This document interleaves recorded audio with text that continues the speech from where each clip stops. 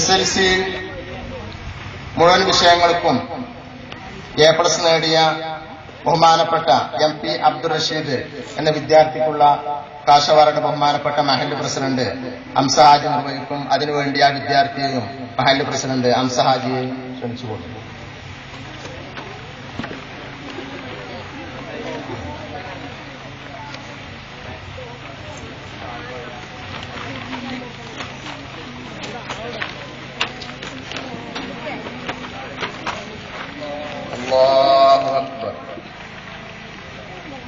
അടുത്തത് ആ വിദ്യാർത്ഥിക്കുള്ള ഉപഹാരമാണ്. ബഹുമാനപ്പെട്ട മഹല്ല് സെക്രട്ടറി ബാപ്പു സാഹിബ് നിർവഹിക്കുന്നതാണ്.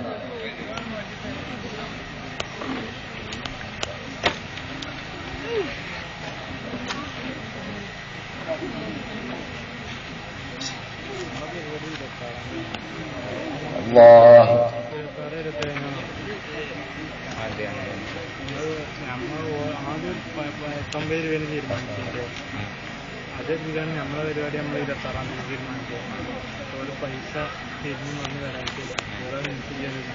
ഹാഫിൽ അനസ് എന്ന വിദ്യാർത്ഥിക്കുള്ള ഉപഹാരമാണ്. അത് ബഹുമാനപ്പെട്ട കമ്മാലി ഹാജി അവറുകൾ ആ വിദ്യാർത്ഥിക്ക് നൽകുന്നതാണ്. ആ വിദ്യാർത്ഥിയെ ക്ഷണിച്ചുകൊണ്ട് പിന്നെ നമ്മളാണ് എത്തിപ്പെടാൻ പറ്റിയില്ലെങ്കിൽ ഇതും കഴിഞ്ഞിട്ട്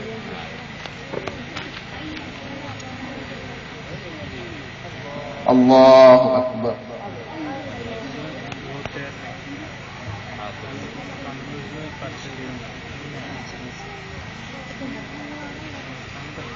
കുറുവ ക്ലസ്റ്റർ കമ്മിറ്റിയുടെ ഉപഹാരം ബഹുമാനപ്പെട്ട ക്ലസ്റ്റർ സെക്രട്ടറി ഹംസ ഫൈസി അബ്ദുൾ റഷീദിന് നൽകുന്നതാണ്. ആ വിദ്യാർത്ഥിയെയും ഹംസ ഫൈസിയെയും ക്ഷണിച്ചുകൊള്ളുന്നു.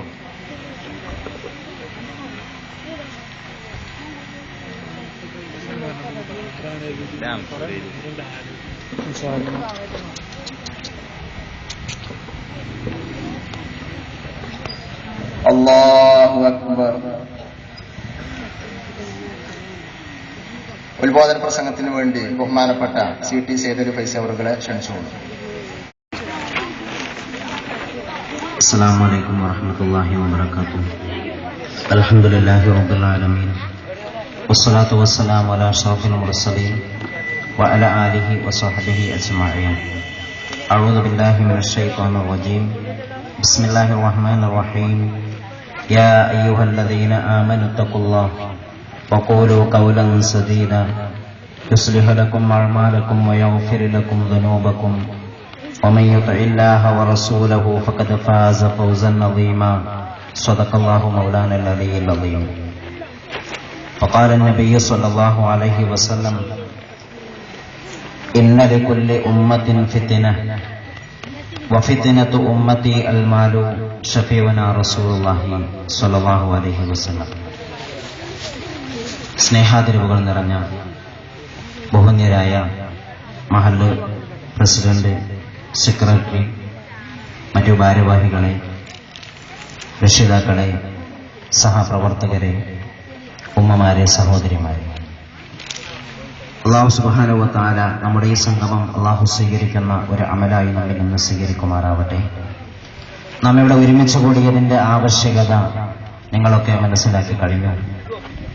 നമ്മുടെ ഈ മഹല്ലത്തിനെ സംബന്ധിച്ചിടത്തോളം വളരെ സന്തോഷകരമായ, അഭിമാനകരമായ ഒരു മുഹൂർത്തത്തിലാണ് നാം ഉള്ളത്. മതപരമായ വിദ്യാഭ്യാസ മേഖലയിൽ ഉയർന്നു നിൽക്കുന്ന ഒരു വിദ്യാർത്ഥി തന്നെ ഭൗതികപരമായ വിദ്യാഭ്യാസത്തിലും ഒരുപാട് വിദ്യാർത്ഥികളുടെ കൂട്ടങ്ങളിൽ നിന്ന് എല്ലാ വിഷയങ്ങളിലും ഉന്നത വിജയം നേടി എന്ന് അറിയാൻ കഴിയുമ്പോൾ ആ വിദ്യാർത്ഥിയോടുകൂടെ ആ വിദ്യാർത്ഥിക്കുണ്ടാകുന്ന, ആ വിദ്യാർത്ഥിയുടെ രക്ഷിതാക്കൾക്കുണ്ടാകുന്ന സന്തോഷത്തിൽ ഈ മഹല്ലത്തുകാരാകുന്ന നാമും പങ്കുചേരേണ്ടതുണ്ട്. നമ്മെ സംബന്ധിച്ചിടത്തോളം ഇവിടെ നമ്മൾ മനസ്സിലാക്കേണ്ട ഒരു വലിയ യാഥാർത്ഥ്യം, ഇതുപോലെ മതപരമായും ആത്മീയമായും ഉയരാൻ കഴിവുള്ള ഒരുപാട് വിദ്യാർത്ഥികൾ നമ്മുടെയൊക്കെ വീടുകളിലും അവരുടെ കലാവാസനകൾ ഒളിഞ്ഞിരുന്ന് അത് പ്രകടിപ്പിക്കുവാനോ അത് കഴിവിന്റെ പരമാവധി ഉപയോഗപ്പെടുത്തുവാനോ ഉള്ള സാഹചര്യങ്ങളോ അവസരങ്ങളോ ഇല്ലാതെ നമ്മുടെ നാടുകളിലുള്ള വിദ്യാർത്ഥികളിൽ തന്നെ പല ആളുകളും ഉണ്ടോ എന്ന് സംശയിക്കപ്പെടേണ്ട ഒരവസ്ഥയാണ്. രക്ഷിതാക്കളാവുന്ന നമ്മെ സംബന്ധിച്ചിടത്തോളം ആ രക്ഷിതാക്കളുടെ ബാധ്യത എന്ന് പറയുന്നത് ഒരു വിദ്യാർത്ഥിയെ തന്റെ മതപരമോ ഭൗതികപരമായ കാര്യങ്ങൾ പഠിക്കുവാനുള്ള സ്ഥാപനങ്ങളിൽ കൊണ്ടു ചേർക്കുക എന്നതോടുകൂടെ രക്ഷിതാക്കളുടെ ബാധ്യത കഴിഞ്ഞു എന്ന് ഒരിക്കലും നമ്മൾ തീരുമാനിക്കാൻ പാടില്ല. മറിച്ച് വളർന്നു വരുന്ന തന്റെ മകന് അല്ലെങ്കിൽ തന്റെ മകൾക്ക് ഏത് വിഷയങ്ങളിലാണ് അല്ലെങ്കിൽ ഏതെല്ലാം വിഷയങ്ങളിലാണ് അവന്റെ വളർന്നു വരുന്ന കഴിവ് കൂടുതൽ പ്രകടിപ്പിക്കാൻ കഴിയുന്നതെന്ന് രക്ഷിതാവ് മനസ്സിലാക്കി, നാട്ടുകാർ മനസ്സിലാക്കി, അധ്യാപകർ മനസ്സിലാക്കി ആ വിഷയത്തിൽ അവർക്ക് പ്രോത്സാഹനം കൊടുക്കുമ്പോൾ ഇതുപോലെയുള്ള ഒരുപാട് പ്രോത്സാഹനത്തിന് അർഹരാകുന്ന ഒരുപാട് വിദ്യാർത്ഥികളെ ഇനിയും നമുക്ക് നമ്മുടെ മഹല്ലത്തുകളിൽ വളർത്തിയെടുക്കാൻ കഴിയും. റബ്ബ് അതിനെ തുണക്കുമാറാവട്ടെ എന്ന് ആമുഖമായി പ്രാർത്ഥിക്കുകയാണ്. സമസ്ത കേരള സീനിയർ സ്റ്റുഡൻസ് ഫെഡറേഷന്റെ കീഴിലാണ് മഹത്തായ ഈ സംഗമം ഇവിടെ ഒരുമിച്ച് കൂടിയിട്ടുള്ളത്. ഈ പ്രസ്ഥാനത്തിനെ സംബന്ധിച്ചിടത്തോളം നമുക്കറിയാം, വെറും മതപരമായ മേഖലയിൽ പ്രവർത്തിക്കുന്ന ഒരു സംഘടനയാണെങ്കിലും മതപരമായ മേഖലകൾ മാത്രമല്ല ഈ സംഘടന കൈകാര്യം ചെയ്യുന്നത്. ഏറ്റവും ശ്ലാഘനീയമായ ഒരു എടുത്തു പറയത്തക്ക അഭിമാനകരമായ ഒരു വിഷയമെന്ന് പറയുന്നത് ഇന്ന് സമസ്ത കേരള സുന്നി സ്റ്റുഡൻസ് ഫെഡറേഷൻ വളർത്തിക്കൊണ്ടുവന്ന രണ്ട് വിദ്യാർത്ഥികളായി വളർന്നിരുന്ന ആളുകൾ ഇന്ന് നമ്മുടെ രണ്ട് ജില്ലകൾ ഭരിച്ചുകൊണ്ടിരിക്കുന്ന IAS-കാരായി രാജ്യത്ത് പ്രവർത്തിക്കുന്നു എന്നുള്ളത് ഏറ്റവും അഭിമാനകരമായ ഒരവസ്ഥയാണ്. നമ്മുടെ രാജ്യത്ത് എത്ര വിദ്യാർത്ഥി പ്രസ്ഥാനങ്ങളുണ്ട്? പല മേഖലകളിലും ഉയർന്ന് പ്രവർത്തിക്കുന്നെന്ന് അവകാശപ്പെടുന്ന പല വിദ്യാർത്ഥി മേഖലകളും നമുക്ക് കാണാൻ കഴിയും. സാമൂഹികപരമായും സാംസ്കാരികപരമായും ഉയർന്നു വരുന്ന അല്ലെങ്കിൽ പ്രവർത്തിച്ചുകൊണ്ടിരിക്കുന്ന ഉന്നതങ്ങളിൽ പ്രവർത്തിക്കുന്നു എന്ന് അവകാശപ്പെടുന്ന ഏതൊരു പ്രസ്ഥാനത്തിനും ഇത്തരം ഒരു അവകാശവാദം അല്ലെങ്കിൽ ഇത്തരം ഒരു സത്യാവസ്ഥ സമൂഹത്തിന് മുമ്പിൽ വിളിച്ചു പറയാൻ അത് SKSSF-ന് മാത്രമാണ് കഴിയുന്നത് എന്നുള്ളത് വളരെ ശ്ലാഘനീയമായ ഒരവസ്ഥയാണ്.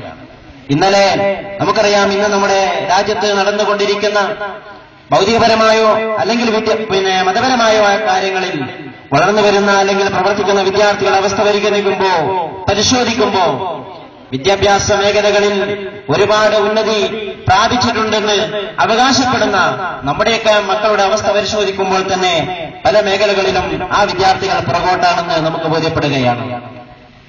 ഇവരെ മതപരമായ ഒരു മേഖലയിൽ എങ്ങനെ ഉയർത്തിക്കൊണ്ടുവരാൻ കഴിയുമെന്നാണ് നാം കൂടുതലായി ശ്രദ്ധ കൊടുത്ത് ചിന്തിക്കേണ്ട ഒരു വിഷയം. ഇന്ന് മതപരമായ വിദ്യാഭ്യാസം അത് മാറ്റിവെച്ചുകൊണ്ട് ഭൗതികപരമായ മേഖലകളിൽ മാത്രം നമ്മുടെ മക്കൾ വളർന്നു വരുമ്പോ നമുക്കറിയാം, നമ്മുടെ ശാശ്വതമായ ജീവിതം എന്ന് പറയുന്നത് അല്ലെങ്കിൽ നമ്മുടെ യഥാർത്ഥ ജീവിതം എന്ന് പറയുന്നത് ഈ ലോകത്തിലുള്ള ജീവിതമല്ല.